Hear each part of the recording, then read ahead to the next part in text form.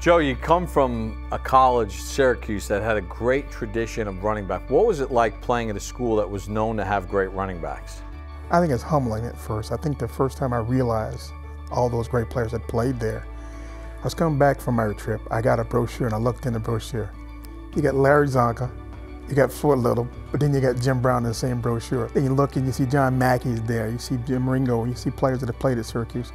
I never realized that great of players because when I was in high school, I didn't have a real awareness of how great Syracuse and the history of the running backs there.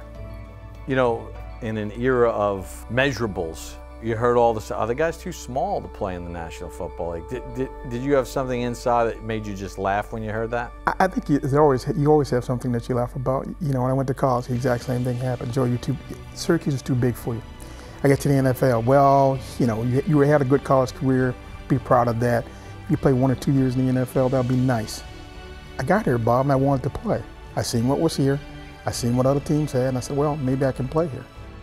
And little Joe's relentless attitude would pay off. In a prelude of what was to come, on a rainy Monday night versus the Green Bay Packers, Morris scored a touchdown on his first ever rushing attempt as a Giant. Go Morris, the rookie from Syracuse, out to the right side with blazing speed, the little fire plug who is so powerful, so strong.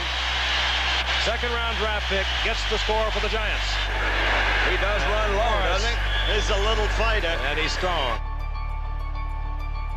You come to a football team that's growing. The Giants are starting to grow. Did you get a sense that what they're building here could be something special? I thought we had something that was going to be very special. We had a great defense. Our offense was kind of in disarray. We didn't really have an idea or an identity. You had 3 quarterbacks competing for a job, trying to see, you know, Phil Simms was getting hurt every year because our offensive line was struggling at times. You know, my second year, Bob, was probably the hardest year I've ever been in my life. You go 3-12 and you go 3-12-1, and you say to yourself, I don't know how a team survives that. You're bringing guys in on Mondays. They play on Sunday, be done on Monday, bring another group, fresh group in. We lost 14 starters to injuries that year, so we're bringing people every week, and I had never seen that kind of thing turn over. You know, playing high school and college football, you reach a certain point, you know the guys you have, but here you didn't know that what was going to happen. 84, things really start to turn. The team makes the postseason. You can get a sense that things are building. For you personally, what was it about the 84 season, especially near the end of the year, where you're really starting to feel good about it? You know, Rod Carpenter had been a big supporter of mine when he was playing with us. And he said, look, we got to get Joe in the game because he can stretch the defenses. My cutback lanes will be there. And Parcells believed him. He said, look, we're going to give the guy a chance. Second half of that year, they let me play. I gained 510 yards in 8 games. Looking forward to, you know, doing something nice, and that team made the playoffs. We were building something that we were starting to build guys, and Parcells started getting guys of character who knew what they had to do to be successful. When you talk about Parcells in 84, he comes in after that horrible year. He lost both his parents. The team was terrible. He's trying to change the culture. You're part of that changing of the culture. You're part of the in with the new, out with the old. Did you get a sense that because you went about your work that you were going to fit in nicely? I think that after he let some of the people go that he did in that year, you thought everybody was starting at the ground level. You had to start once. The more the season went along, and he just turned to me and said, look, you got to go in and show me you have a build. Because trust me, they want the other guy to play. You got to show me you can play. I'm going to give you an opportunity. When it comes up, you better take advantage of it. And that's what I did. Take me through 85, and now, you know, you're starting to really establish yourself as the guy in a team that want, you know, 84, with the uncertainty, he let Simms throw the ball all over the lot. But 85 started getting back to his core principles and the team principles of defense and a good running game, and you're a central figure in that. Take me through that Pittsburgh game in 85. That was a special game, and let me just say, one of those games you want to remember for me. My mom was disappointed. She said, Joe, I heard the game on the radio and I heard it on sound, but I didn't get to see all the plays. It's the play when you ran with your shoe off. I says, that's my special play. Simms calling the signals. Ball's in the 35. Hand off to Morris, delayed. He gets through right tackle. One of my college roommates at an All-Star game was Rick Woods. And one of the things Fred Hoagland, who's the line coach at the time, said to me was, if we got to get Joe on Rick Woods, we get him on Rick Woods, Joe can make a big play on him. I told Rick Woods before the game, I said, Rick, you can't tackle me and you know it. And, you know, we were running a draw to our right side. I cut back, he's in the hole. And Bob, I don't have very many moves. I used to just run around people and run through them and do what I could. I seen him there, he went to tackle me, tackle my shoe, and I went the rest of the way on the left side, like 40 yards with my, one shoe off. And you know what's funny is, like, to that day, I still think about that play. What's going through your mind as you're running with no shoe? I'm thinking, how did he miss the tackle? I mean, I'm in the hole. All he's got to do, put his head down and tackle me. He goes down and tries to tackle my foot, pick up my foot. He grabbed the shoe, I pick up my leg, and just keep running. 202 yards that day. Yeah. Was that as perfect a game as you could have ever envisioned? I think that it would have been better. You know what's funny is, Bob, I ran for 230 yards, but what's funny, I got 2 of them called back. And it would have been 230. And the person says, well, are you mad? I go, mad about what? I could care less. We won the game, going to the playoffs. That's all that matters. Talk about your relationship with the offensive lineman, because in order for you to have the success that you had, you guys worked really well together. What were you like as far as with that group? I think that I had a great relationship with these guys. These are the guys that I lifted weights with. These are the guys I tried to train with. Phil Sims and I made sure they knew how important they were. Never screamed at them. They didn't make a block. I said, look, we got to get our blocks. I'd make sure I knew the line calls. I talked to Fred Hoagland, our offensive line coach. Talked to Ray Hanley about the exact same thing, what we were trying to do up front while we were doing it. We should be up inside of the off tackle rather than bringing it backside. I try to take advantage, and I'd always be listening to the line when I came to the sideline to want to hear what they were trying to say about what was going on in different defenses. I think that what that did for us, Bob, is this right here. Allowed us a greater communication about what's going on. If I heard G, if I heard lead, I knew exactly what they were doing. I knew exactly what Maurice and Mark was going to do, and I knew what the linemen were going to do. And, I get on the sidelines to be talking to Billy Ard, Bart Oates, or, Brad Benson about things. And Brad would say, well, look, Joe, he's hanging outside. I said, Brad, if he hangs outside, take another step, get him outside, I'll go up inside you. I said, all you got to do is cut him off from the inside. Got to be that close where we knew exactly what each other was doing. I knew each other's strengths. I knew what they did well, what they didn't do well. In 1985, behind a strong offensive line, Joe Morris shattered Big Blue team rushing records with 1,336 yards and 21 touchdowns. He would become the first running back in Giants history to record consecutive seasons of over 1,000 yards rushing. I said, when I first got here, the first thing they said, Joe, you're too quick for what you do. You got to learn how to read the line. And I got a real good sense of those guys right there. They called themselves the Suburbanites, and I think that they really enjoyed that, but they played very hard, did a very good job for me. You make the playoffs in 84. 85, you got a real good team. You lose that game in Chicago against the Bears. They go on to win the Super Bowl. What's the immediate reaction of Joe Morris after that game? First thought was this right here. As tough as we thought we are, they showed us another level of how they went about commitment. They didn't worry about the cold. They didn't worry about anything. They went out and just took the game to us. I think back to the plays in that game that could have been made. Bandana in the air and the ball, that play right there. Think about that. That's another point for them. And in that game, it taught me what we had to do. We thought we were a very tough team until that point. And we learned that, we want to control our own destiny. Get the games at home and then do what we can do at the Meadowlands. You got this great energy coming off 85, even though you lose to the Bears, because you know that this is a good football team and we can win. Early in 86, all right, they're having some issues with the passing game. And Phil's and the offensive passing game is not where it needs to be. So really the burden is on the Suburbanites and Joe Morris and Maurice Carthon to kind of keep this engine running until they can find their sea legs. Was that awesome for you, knowing that, hey, give it to me, bring it on? You know what's funny about that is, it's like, and people always remind me, they said, Joe, do you know what you really did that year? And I says, what are you talking about? He says, Joe, for a while, when all the receivers were hurt and you couldn't get guys that could catch the ball, we just turned around and handed you the ball. People knew what formation you were going to be and knew how you're going to be getting the ball. And they couldn't stop it. I says, that's because Carl Nelson and Mark Bavaro, Brad Benson, Billy Ard, Chris Godfrey, and Bart Oates decided, okay, we're going to turn around.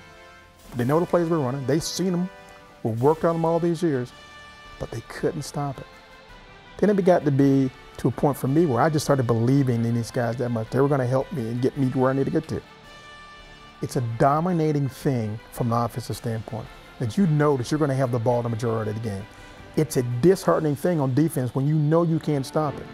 It was based upon we had guys that would meet people at the point of attack and stop them. Maurice was such a good fullback. He would always get his block. He'd always do this. He'd always say to me, he said, Joe, don't ever not trust me. I'll get the block. Just wait for me. And I had that same faith in all the 5 offensive linemen who were blocking for me. You know, Mark Bavaro was one of the greatest blocking tight ends in the game. The only guy better than him was probably Zeke Martin. He was sitting on the bench because he couldn't get in front of Mark. But the thing about it, when those two guys were in the game and we came in a short yardage situation, if you watch how we did short yardage plays and how we got those first downs, that was the real signature of a team. We worked on it in practice. We did that against our defense, one of the best defenses in the country. What was it like in practice going against that defense with Bill Belichick as the coordinator and all those great Giants defensive players and that 3-4 look? It was challenging because you had probably the greatest two linebackers playing over there, Lawrence Taylor and Harry Carson. You got Leonard Marshall, a great defensive lineman. You got George Martin, you can rush the pass. It was a lot of fun. And when we knew we were a good team, when our offense could compete with our defense in practice, because they used to just come into this clean our clock. But you know, by the time '86 came around, these guys understood how to play against each other. And Brad had an idea and a plan for Lawrence. And you know, and Carl had a plan for what he's going to do against George and Leonard and how he's going to force those guys. So if we could beat our defense and compete with them every day in practice, we could do it against anybody in the league.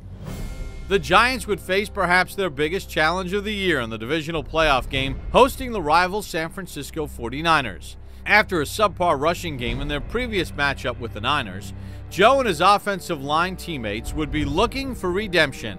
For me and the offensive lineman, it was very sweet. We spent 2 weeks here in Club 13. I rushed for 13 yards in that game. They completely shut me down. They wanted to make sure they stopped. We played them that game. I had 13 yards in the first 5 plays of the game. And it was a blowout from the start. That was a team that got hammered and they got a buzzsaw. We were ready to go. Our offensive linemen were ready to go. We made plays on defense. We made plays on offense. And it was a very special day. Joe Morris, I mean, our line was unbelievable. I'll never forget when Joe Morris, I think it was the second quarter, when I handed the ball off to him, he went off the left side and ran down the end zone. I was looking at him going, wow, he's fast. And nobody touched him. I could feel the dominance early in the game, and it's almost like Major League. Remember, he goes, well, we're going to win.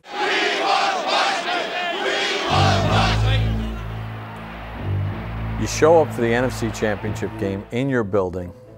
You knew it was going to be cold and you knew it was windy. Are you saying it's all Joe Morris all the time today? You know, Parcells had talked to me about the fact that we were going to have to run the ball and run the ball effectively. But the biggest thing he did was he said, look, if we take the win, Joe, we're going to throw the ball. If we're going into the win, we're going to run the ball. Gear it up. We'll take the win. That coin toss and that decision was the best thing he did that day because that set the tone for the game. Because when we had to run into the win, we did that. And when we got the win behind our back, we threw the ball. And we did exactly what we wanted to do during the game. Morris is going to score. It's over. There's a party going on in that stadium. You know, fans had waited 30 years to see a championship. You came to the Giants, you endured 3-12-1, knowing that you've earned a spot in the Super Bowl. What's going through your mind as a guy that went through the hardships before the glory? You focus to 3 things. Mr. Mayer, and watching him after all the games he had lost here. Wellington Mayer was a great man. I really enjoyed playing and being around someone like that. You focus back to Harry Carson and George Martin and what they had told me about winning here and wanting to do something special.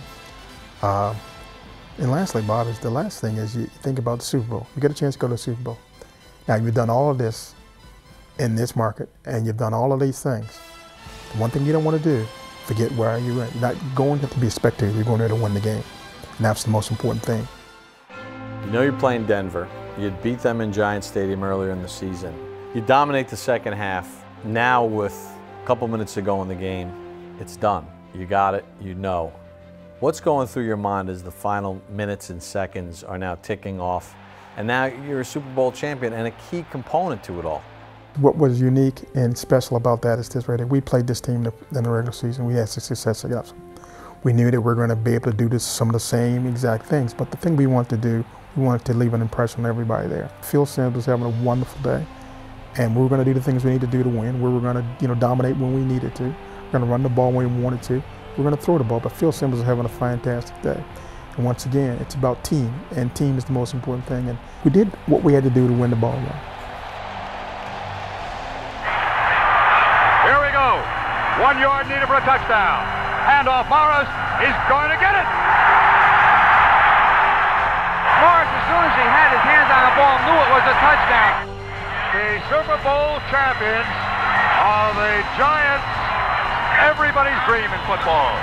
That one time you'll be there. It's a very special year in terms of Giant history and lore. I think it'd be a sense of accomplishment.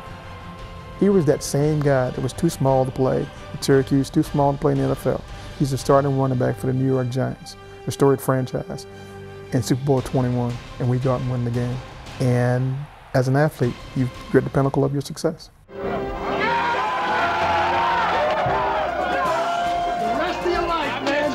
Nobody can ever tell you that you couldn't do it, because you did. What did it mean to you to hold a single season rushing record for a storied franchise? And at the time of your retirement, you were the franchise's all-time leading rusher. Two really storied honors to have. I think that, I was honored. I knew that someday there were going to be somebody like Tiki Barber to come along and Rodney Hampton to come along and break those records, and I knew it was going to happen because this was a great franchise that was on the right track and was going to draft great players to replace it, so you knew it was going to happen. The records that I hold and have had held here, I'm very proud of them, and where I sit now, I'm very comfortable with. What a night to welcome in the Ring of Honor class of 2022. Our next honoree was a second-round draft choice in 1982. A two-time Pro Bowler.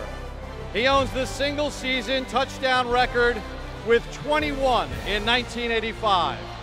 He owns multiple Giants franchise records and was the driving force at running back for the 1986 Super Bowl champion Giants. Please welcome Joe Morris. It's honor and pride. And as an ex-player that played for this franchise, I'm proud of this franchise. I will always be a Giant. It will be my first love. It'll be the place that I had my start. And I think that people treat me with such reverence here as a former player now. I really enjoy being a Giant. You can take a lot of things away from what I've done. Like being a father, I'm a great father, like being that. But being an ex-Giant is a very neat thing because it's something that I'll always carry. Joe Morris, New York Giant.